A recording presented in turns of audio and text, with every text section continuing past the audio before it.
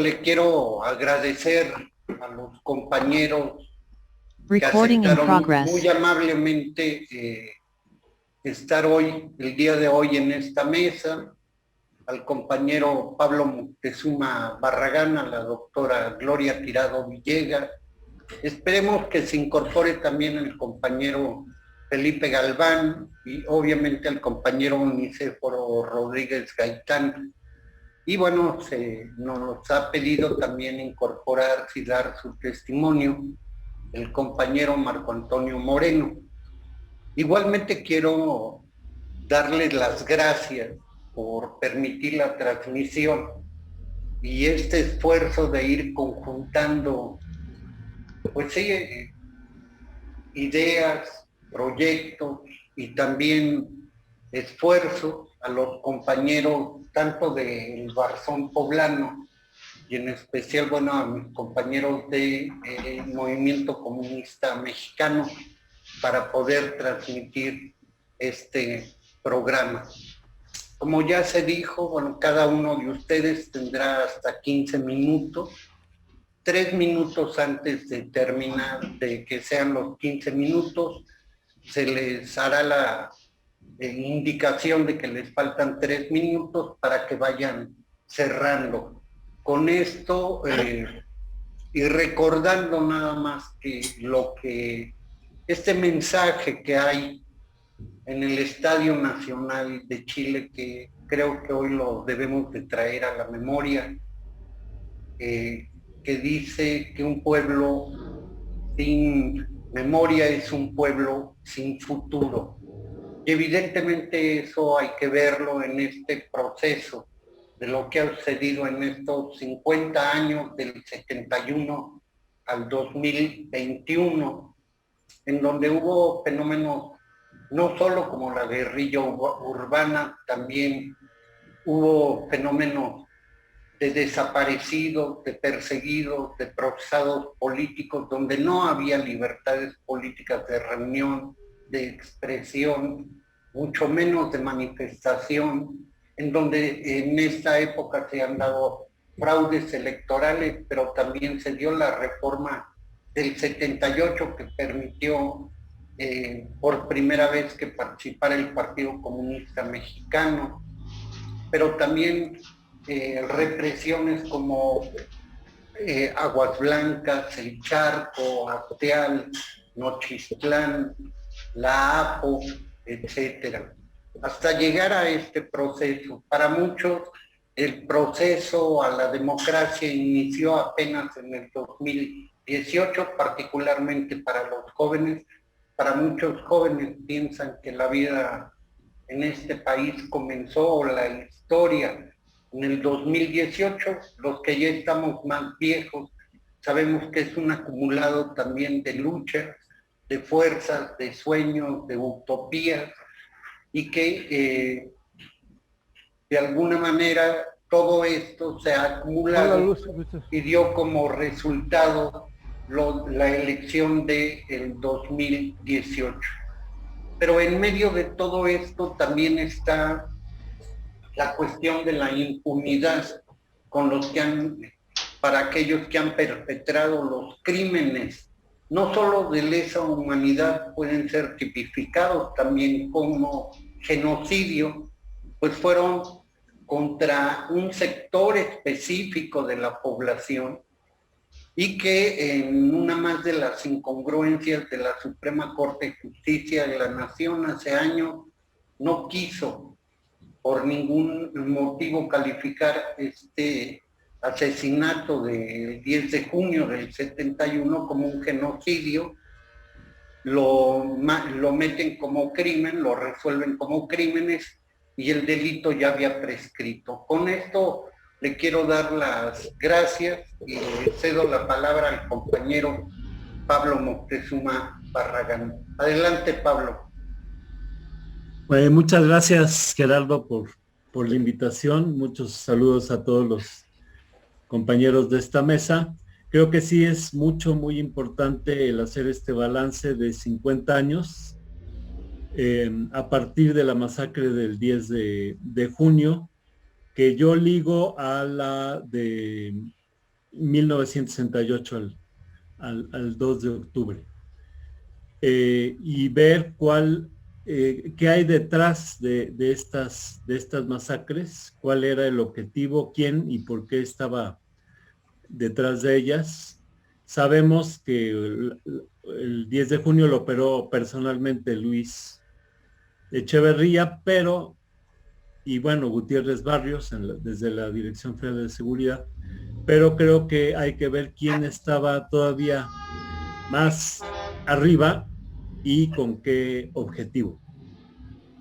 Es muy importante reconocer todo el avance del movimiento obrero, campesino, popular desde la década de los 50. En 1960, la influencia de la Revolución Cubana causó muchísima efervescencia política y organizativa, de modo que en los 60s sí estaba la moneda en el aire si México iba a seguir siendo un país soberano, democrático, y donde se daban luchas claramente por el socialismo, o una neocolonia sometida a los Estados Unidos. Me va a permitir leer un texto que habla al respecto. Dice: movimientos estudiantiles en México en la década de los 60. La lucha popular en México ha tenido profundas raíces, un periodo en el que se lograron grandes avances en la soberanía económica y el reconocimiento de derechos de obreros y campesinos fue el de la presidencia de Lázaro Cárdenas del Río.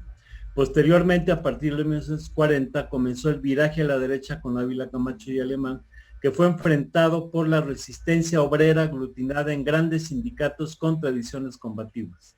Desde finales de los 40, en que se desarrollaron los movimientos ferrocarrileros y petrolero, en 1948, se impuso por parte del gobierno de Miguel Alemán el charrismo sindical. Así, el Estado mexicano fue endureciéndose en contra de los movimientos laborales y populares. El impulso de estos fue muy fuerte, hizo que para el gobierno no fuera fácil controlar a los grandes sindicatos que se consolidaron a lo largo de la primera mitad del siglo XX.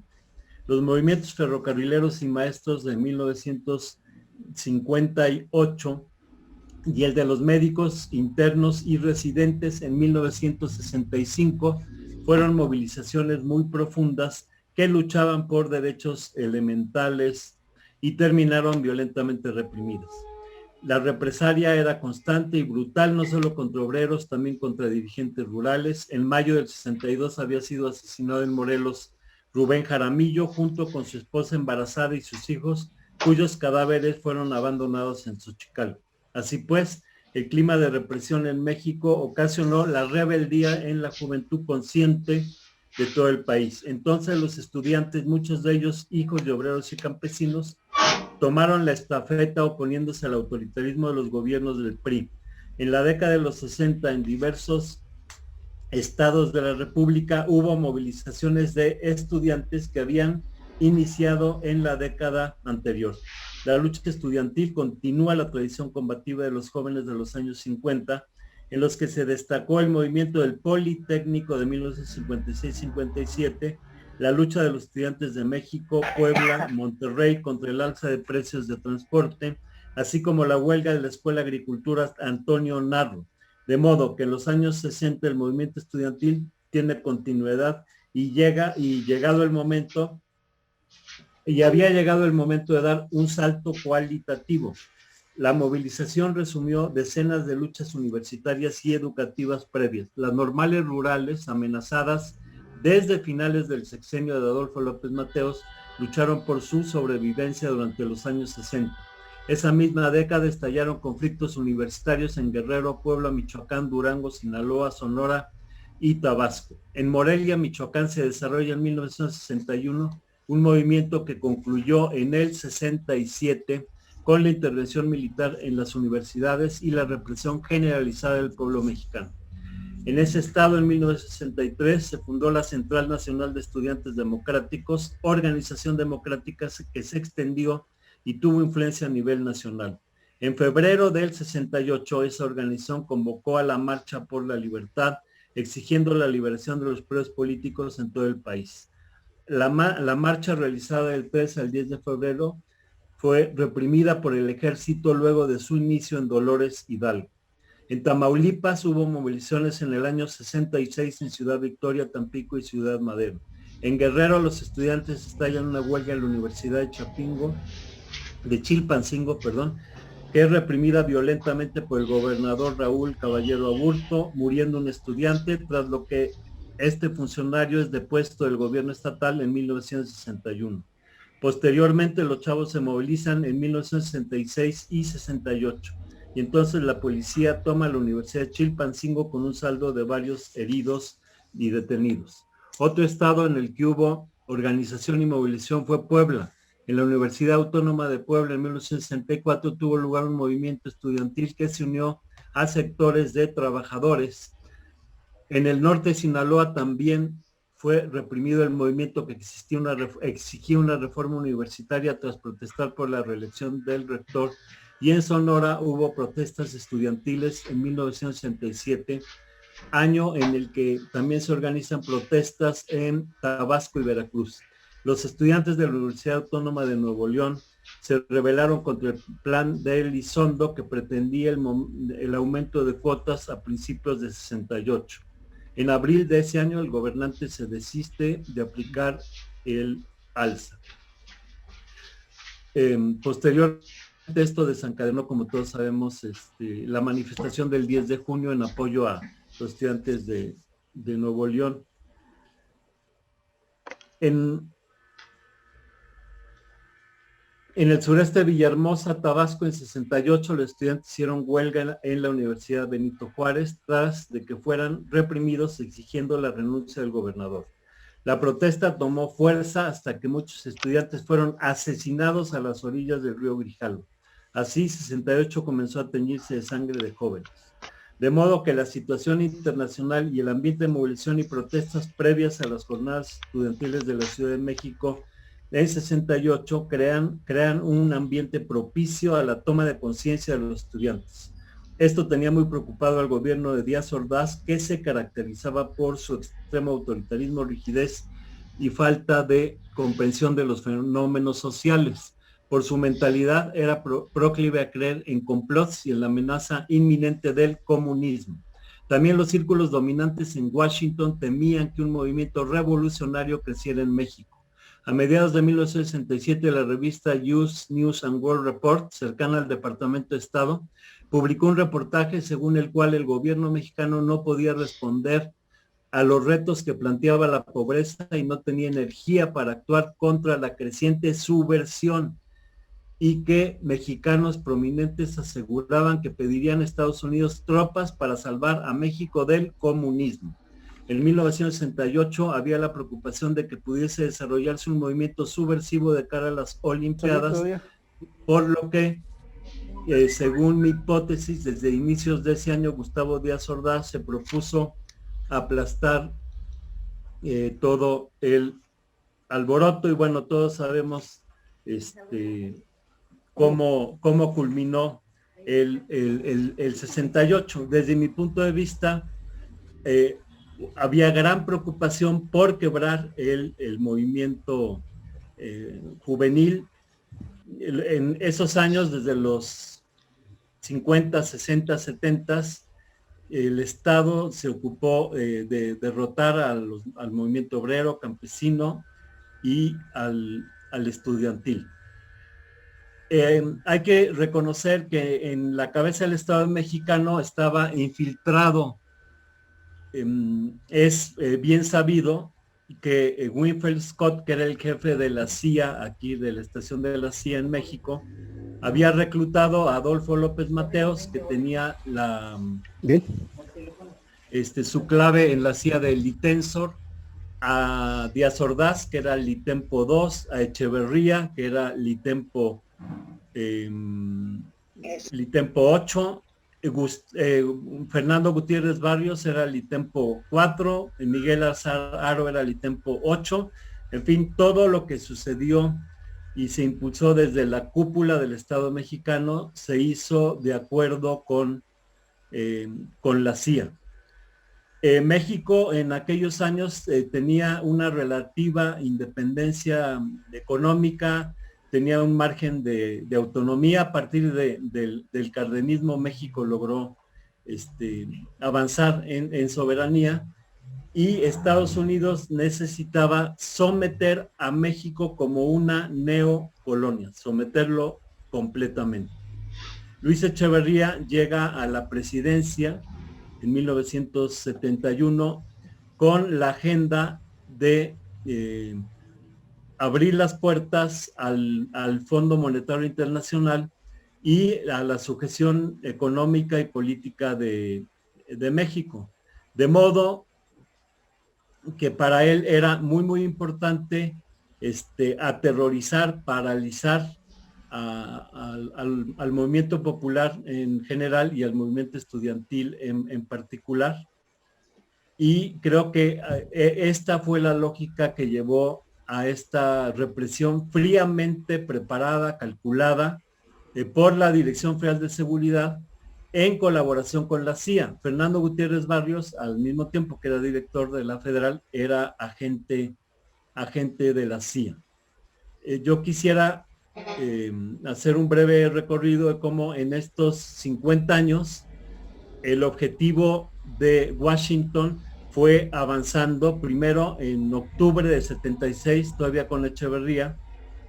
Previamente, López Mateos, Díaz Ordaz y Echeverría endeudaron al país. La deuda pasó de 1.600 millones a 19,000, y esto creó condiciones para que en 76 Echeverría firmara la primera carta de intención con el Fondo Monetario Internacional, y a partir de entonces viene la congelación de salarios, la imposición del IVA, posteriormente la liberalización comercial, y ya con Miguel de la Madrid y con Salinas, las privatizaciones. Entonces fue un proceso que inicia en 1976. Digamos que de 1976 a 82 se abren las puertas para instalar el neoliberalismo, y el artífice de este viraje fue Luis Echeverría. Posteriormente, ya con la liberación comercial y con el Tratado de Libre Comercio, se da la sujeción de México, su sometimiento económico, la destrucción de la economía nacional, de la industria nacional, de la agricultura nacional, etcétera. Vino en este periodo el sometimiento económico a partir del salinismo y del Tratado de Libre Comercio, y después vino ya el sometimiento político. En todo este periodo el PRI gobierno sirvió muy bien a los intereses de Washington, pero ya para finales de los 90 había que implantar el estilo americano de democracia, que es tener dos partidos que se alternan en el poder, allá el republicano, el demócrata, aquí el PRI y el PAN. Entonces, ya con Salinas de Gortari se prepara el paso del PRI gobierno al frente del Estado, del PRIAN al frente del Estado. Ya con el PRIAN entonces viene, además del sometimiento económico, el político, y con Fox empieza el sometimiento militar. Fox firmó en el año 2005 la ASPAN, la Alianza para la Seguridad y Prosperidad de América del Norte, que sometió a México al mando del Comando Norte paulatinamente para integrarnos dentro del área de control militar de Estados Unidos, que ellos abiertamente reivindican el control militar desde el sur de México hasta el norte de Alaska. Fox también firmó en esta ASPAN la soberanía energética. Luego con Calderón se da la iniciativa Mérida y comienza este proceso ya de integración militar, que continúa con con Peña y cada vez más la sujeción del Estado mexicano al Pentágono. Todo esto para crear una región, la región de Norteamérica, a partir de Salinas, México, que se decía era un país latinoamericano, empiezan a hablar de que es norteamericano y que es parte de la región. Y con la integración militar culmina esta integración de México en esta región de Norteamérica. De modo que a partir de los 70s hasta el año 2018 avanzó un proceso de neocolonialismo en el país que perdió su independencia, su soberanía en muchísimos aspectos económicos, políticos, culturales, etcétera. A partir de 2018 se da el triunfo de López Obrador y pues estamos en una situación un tanto ambigua, dado que si bien el actual gobierno no se somete como el de Peña o el de Felipe Calderón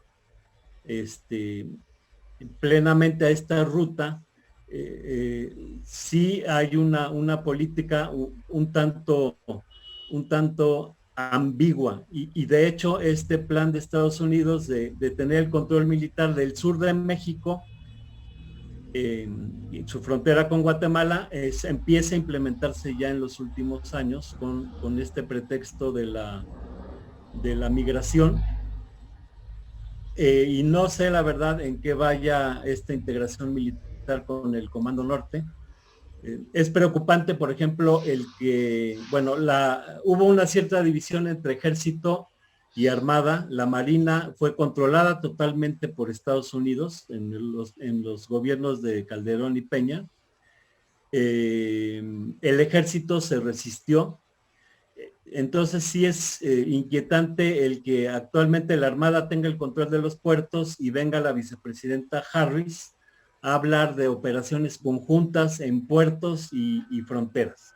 En fin, creo que actualmente la lucha que libramos después de 50 años es por organizar un movimiento obrero, campesino, estudiantil, popular, que luche por la plena soberanía y que echa atrás toda esta ruta de sometimiento que nos llevó al neoliberalismo, al neocolonialismo y a la pérdida de la inteligencia, de la independencia para formarnos parte de los Estados Unidos de las corporaciones de Norteamérica y como región enfrentar a otras regiones, Rusia, China, etcétera. Creo que